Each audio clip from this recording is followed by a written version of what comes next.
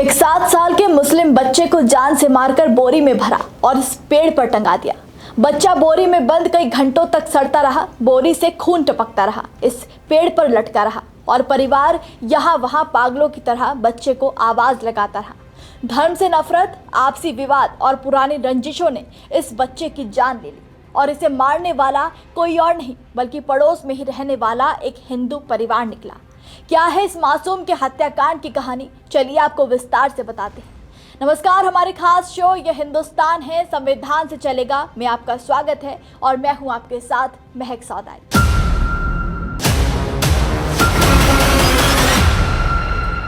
दिल दहला देने वाला ये मामला उत्तर प्रदेश के आजमगढ़ से सामने आया है, जहां सड़कों पर ये रोता बिलखता परिवार, सुध बुध खो चुकी मां अपने बच्चे के लौट आने का इंतजार कर रही है। लेकिन इनका 7 साल का बेटा साहेब आलम धर्म की नफरत और रंजिशों की भेंट चढ़ गया। दरअसल आजमगढ़ के सिधारी में रामलीला मैदान के पास रहने वाले मुकर्रम हार्डवेयर की दुकान चलाते हैं। उनके 3 बच्चे हैं। 7 साल का बड़ा बेटा साहेब आलम फर्स्ट क्लास में पढ़ता था। एक दिन पहले बुधवार की शाम वो घर के बाहर ग्राउंड में खेल रहा था। उसके बाद घर नहीं आया। काफी देर हो जाने के बाद घर के लोग उसकी तलाश में निकल पड़े। रात को ही सिधारी थाने पर जाकर पुलिस को बताया। पुलिस ने 24 घंटे के बाद इस मामले को देखने की बात कही, लेकिन लापरवाही की हद देखिए। परिजनों की शिकायत के बाद थाने की पुलिस पीड़ितों के घर झांकने तक नहीं गई और आश्वासन देकर ना जाने कहां गुम हो गई। बच्चे के लौट आने की आस में रात बीत गई।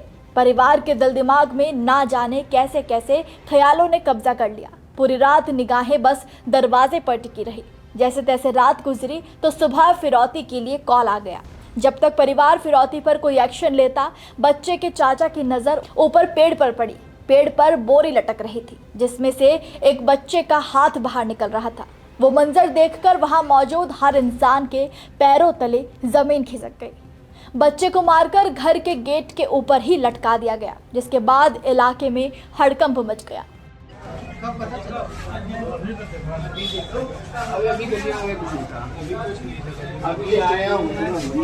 और बच्चे को देखकर परिवार सबसे पहले पुलिस पर ही बिफर पड़ा और रो रो कर बोलता रहा कि अगर पुलिस ने देर न की होती, अगर 24 घंटे का वक्त न दिया होता तो उनका बच्चा आज जिंदा होता। यानी साफ तौर पर पुलिस की लापरवाही का जीता जागता सबूत भी यहाँ सामने आ गया। बच्चे की लाश मिलने के बाद परिवार और तमाम मुस्लिम समुदाय में आक्रोश भर गया और फिर उनका शक किसी और पर नहीं बल्कि अपने ही पड़ोस में रहने वाले एक हिंदू परिवार पर गया। परिवार ने डॉल्स में रहने वाले शैलेंद्र कुमार निगम उर्फ मंटू पर भतीजे की हत्या का आरोप लगाया। उन्होंने बताया कि पड़ोसी मंटू की भी हार्डवेयर की ही दुकान है। उसने अपने पूरे परिवार के साथ मिलकर इस घटना को अंजाम दिया, चाकू से गोदकर निर्मम हत्या कर दी। बच्चा उससे काफ़ी ज़्यादा घुला मिला हुआ था। परिवार का कहना है कि ये पूरा परिवार बच्चे को खूब प्यार किया करता था, उसके साथ खेला करता था और उसे अपने घर में भी बुलाया करते थे। कानून नहीं सुना, कैसा मेरा कानून इसलिए हमको देशद्रोही माना गया है, देश को सुरक्षा के लिए कहा गया है। अगर रात में पुलिस ने बोला कि 24 घंटे के बाद सुनवाई होगी, अरे वो क्या करोगे तुम सुनवाई करके? जब इंसान मर जाएगा तो, अगर मर जाएगा तो क्या सुनवाई करोगे? नहीं चला क्या फायदा उस लाश को लेके? मां ने कहा कि पुलिस ने भी बात नहीं सुनी। रिपोर्ट लिखवाने के बाद भी कार्रवाई नहीं की। पुलिस ने बताया कि 24 घंटे के बाद सुनवाई होगी। अब मेरा बच्चा मर गया, उसकी हत्या कर दी गई, अब कौन सुनवाई करेगा? और जब मामले में पुलिस ने जांच की तो दोनों आरोपियों को फरार पाया।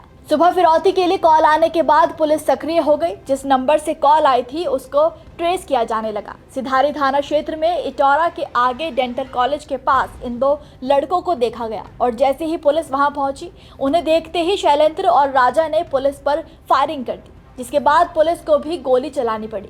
जवाबी कार्रवाई में शैलेंद्र के पैर में 2 गोली लगी जबकि राजा निगम को 1 गोली लगी। दोनों को अस्पताल में भर्ती कराया गया है। मृतक के परिजन हैं, उनके द्वारा तहरीर देते हुए बताया गया है कि पुराने विवाद और व्यावसायिक रंजिश की वजह से शैलेंद्र निगम और राजा निगम ने अपने परिजनों और कुछ परिचित के साथ मिलकर इस घटना को अंजाम दिया है। उस तहरीर को विवेचना में सम्मिलित कर लिया गया है। इस प्रकरण में जो वैज्ञानिक साक्ष्य हैं उनको फील्ड यूनिट के द्वारा जुटाया जा रहा है। इसके अलावा इलेक्ट्रॉनिक साक्ष्य और अन्य जो मजबूत साक्ष्य हैं उनका संकलन करके त्वरित और गुणवत्तापूर्ण विवेचना सुनिश्चित की जाएगी। साथ ही माननीय न्यायालय में प्रभावी पैरवी करके जितने दोषी होंगे उन सब के विरुद्ध सख्त वैधानिक कार्रवाई सुनिश्चित की जाएगी। फिलहाल माहौल तनावपूर्ण है, लेकिन हालात और ना बिगड़े इसके लिए पुलिस पहले से ही एहतियात बरत रही है। कानून व्यवस्था को संभालने के लिए मौके पर पर्याप्त पुलिस बल तैनात है। इसमें कंपनी पीएसी, 18 थानों की पुलिस, क्यूआरटी को लगाया गया है। आजमगढ़ से न्यूज़ 24 के संवाददाता शुभम सिंह ने जब परिजनों से बातचीत की तो उन्होंने बताया कि आरोपी की हार्डवेयर की दुकान है, दुकान नहीं चलती थी। ऐसे में आरोपी उनसे चिढ़ता था और काफी लंबे समय से दोनों परिवार में किसी न किसी बात को लेकर रंजिशें चल रही थी। लेकिन ऐसी भी क्या रंजिश कि एक मासूम की ही चाकू गोद गोद कर हत्या कर दी। और बच्चे से भला क्या रंजिश हो सकती है जो उसे इतनी भयानक सजा दे दी गई। ऐसे अपराधों के लिए हमारे देश के कानून में क्या सजा लिखी गई है, चलिए जान लेते हैं। भारतीय न्याय संहिता की धारा 100 के तहत यदि कोई व्यक्ति किसी का मर्डर करता है या ऐसी चोट मारता है जिससे मृत्यु होना तय है तो ये हत्या का दोषी माना जाएगा। भारतीय न्याय संहिता की धारा 103 हत्या को परिभाषित करती है और इसके लिए दंड का प्रावधान करती है। ये धारा किसी व्यक्ति की हत्या के लिए मृत्युदंड या आजीवन कारावास और जुर्माने का प्रावधान करती है। और ये हत्या किसी नस्ल, जाति, समुदाय, लिंग या अन्य भेदभावपूर्ण आधार पर की जाती है तो समूह के प्रत्येक सदस्य को मृत्युदंड या आजीवन कारावास और जुर्माना भुगतना होगा। भारतीय न्याय संहिता की धारा 137 किसी का अपहरण करने से संबंधित है, जिसमें किसी भी व्यक्ति को उसकी सहमति के बिना भारत की सीमा से बाहर ले जाने या किसी बच्चे या मानसिक रूप से कमजोर व्यक्ति को उसके कानूनी अभिभावक की मर्जी के बिना दूर ले जाना शामिल है।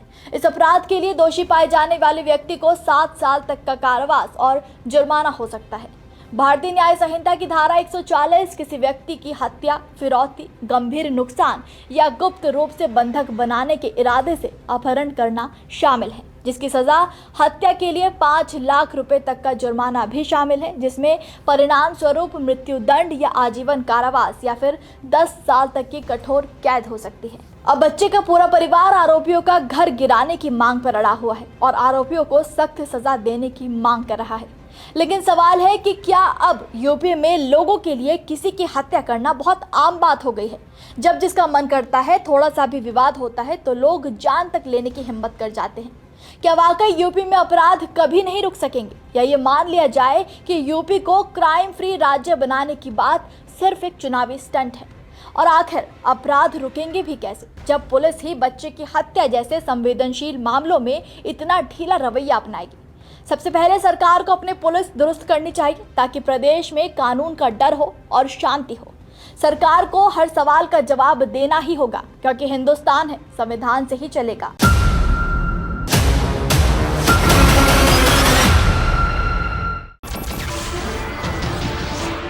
नमस्कार, मैं हूं मानक गुप्ता। अगर आपको हमारा ये वीडियो पसंद आया हो तो इसे लाइक और शेयर जरूर करें और हाँ, हमें सब्सक्राइब और फॉलो करना ना भूलें ताकि आप देश और दुनिया की कोई खबर मिस ना करें। तो जुड़े रहिए हमारे साथ और देखते रहिए न्यूज़ 24।